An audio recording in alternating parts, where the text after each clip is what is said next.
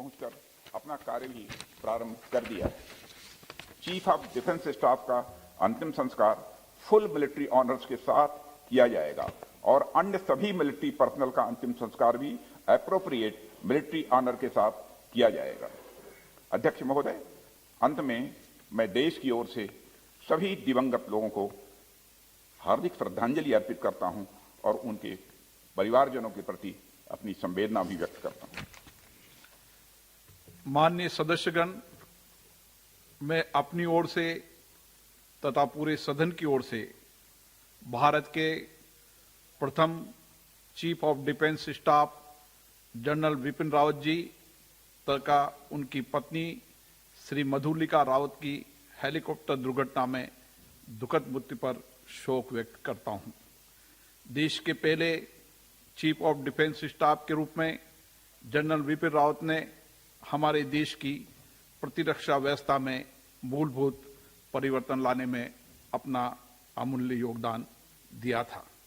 उन्हें राष्ट्र के प्रति तथा अपने सैनिकों के प्रति समर्पण एवं प्रतिबद्धता के लिए सदैव याद रखा जाएगा।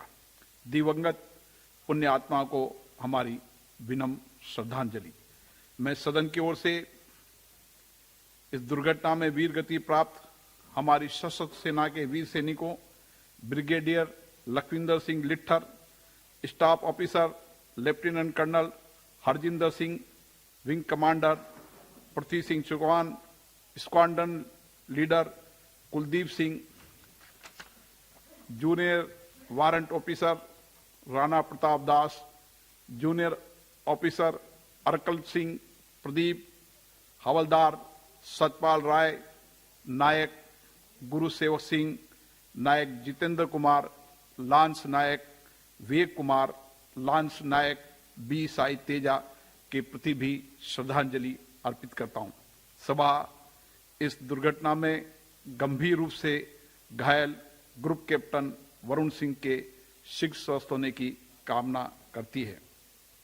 सभा की ओर से मैं सभी वीर सैनिकों की प्रति हार्दिक संवेदना व्यक्त करता हूं तथा ईश्वर से प्रार्थना करता हूं कि उन्हें इस असहनीय दुख को सहन करने की शक्ति प्रदान दे।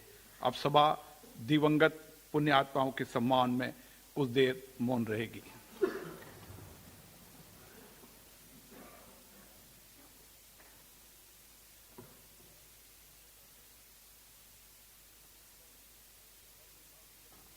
ओम शांति।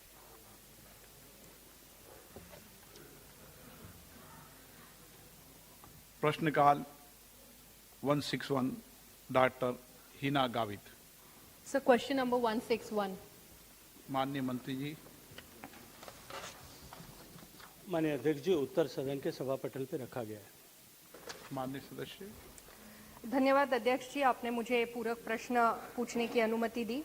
मेरा मंत्री जी से पहला प्रश्न ये है कि इंटरलिंकिंग ऑफ रिवर्स परियोजना में तापी और नर्मदा है।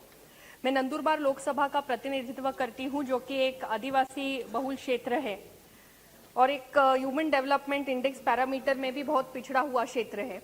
मैं मंत्री जी से पूछना चाहती हूं कि क्या सरकार नर्मदा और तापी को जोड़ने वाली परियोजना में नंदुरबार जिले में कोई बांध या टनल बनाने की योजना कर रही है, जिससे कि नंदुरबार, जो कि एक एस्पिरेशनल डिस्ट्रिक्ट है, यहाँ सिंचाई और पेयजल की समस्या का एक निवारण हो सके। माननीय अध्यक्ष महोदय, देश के ऐसे बेसिस जहां पानी बहुतायत में उपलब्ध है, सरप्लस है, वहां से डेफिसिट बेसिस में पानी ट्रांसफर करना ऐसी महत्वपूर्ण योजना जिससे देश का लॉन्ग टर्म पानी की अवेलेबिलिटी को सस्टेनेबल बनाया जा सकता है। माननीय अटल जी के समय से इस पर विचार हुआ था। दुर्भाग्य से बीच के कालखंड में उस पर जिस गति से काम होना चाहिए उस गति से काम नहीं हो पाया। मैं अपनी बात कहूं उससे पहले मैं सदन को आपके माध्यम से सदन को अवगत कराना चाहता हूं और देश को अवगत कराना चाहता हूं एक शुभ समाचार के साथ में कि देश में नदियों को जोड़ने के जो 30 लिंक आइडेंटिफाई किए थे, एक नए युग की शुरुआत करते हुए कल माननीय प्रधानमंत्री जी के नेतृत्व में कैबिनेट ने फैसला करके केन और बेतवा नदी के जोड़ने की शुरुआत को अनुमति प्रदान की है। 44,000 करोड़ रुपए का ये प्रोजेक्ट साइन हुआ है। माननीय सदस्य ने जो प्रश्न पूछा है, पारतापी नर्मदा और दमनगंगा पिंजल दोनों नदियों को जोड़ करके इसमें गुजरात और महाराष्ट्र के बीच में वाटर शेयरिंग ऐसा करने का प्रावधान है। लेकिन हम सब जानते हैं कि क्योंकि जल राज्यों का विषय है और राज्यों को इसमें प्रारंभिक तौर पर सहमति बनाने की आवश्यकता होती है। गत लंबे समय से लगातार जल शक्ति मंत्रालय उसके लिए प्रयास कर रहा था। अभी हाल ही में जल शक्ति मंत्रालय के सचिव और दोनों राज्यों के मुख्य सचिवों के के बीच में हुई बैठक, जिसने इस विषय पर विस्तार से चर्चा हुई थी, उसके बाद में ये दुर्भाग्यपूर्ण है कि महाराष्ट्र की सरकार ने इस नेशनल प्रोजेक्ट से अपने आप को विड्रॉ करने का ऐसा घोषणा करते हुए चिट्ठी लिखी है। मैं आग्रह जिसे 12:15 पर वेलिंगटन में लैंड करना था। सुलूर एयरबेस के एयर ट्रैफिक कंट्रोल ने लगभग 12:08 पर हेलीकॉप्टर से अपना कांटेक्ट खो दिया। बाद में कुनूर के पास जंगल में कुछ स्थानीय लोगों ने आग लगी हुई देखी। जब वे भागकर उस स्थान पर पहुंचे तो उन्होंने मिलिट्री हेलीकॉप्टर के अवशेष को आग की लपटों से घिरा हुआ देखा। स्थानीय प्रशासन से एक बचाव दल उस जगह पर पहुंचा। उन्होंने क्रैश साइट से सर्वाइवर्स को रिकवर करने का भी प्रयास किया। उस अवशेष से जितने भी लोगों को निकाला जा सका उन सबको यथाशीघ्र वेलिंगटन के मिलिट्री हॉस्पिटल पहुंचाया गया। प्राप्त जानकारी के अनुसार उस हेलीकॉप्टर में सवार कुल 14 लोगों में से 13 लोगों की मृत्यु हो गई।